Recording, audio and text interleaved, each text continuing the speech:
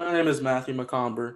For my research topic, I chose to discuss the Dodd-Frank Act and whether or not it has been effective.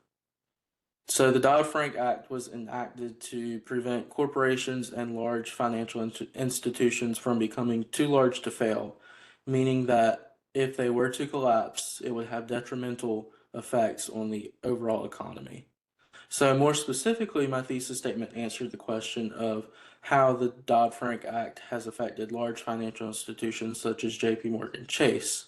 So, JP Morgan Chase has over $3 trillion in assets. So, if JP Morgan Chase were to collapse, it would have really bad consequences for the economy.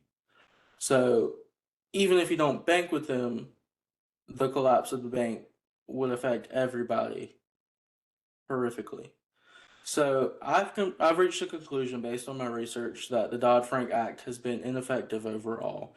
So if anything, it's given more power to the large banks and has weakened the smaller regional banks, and it's prevented competition. It's discouraged them from growing, and in the long run, it's allowed large banks to strengthen and become larger.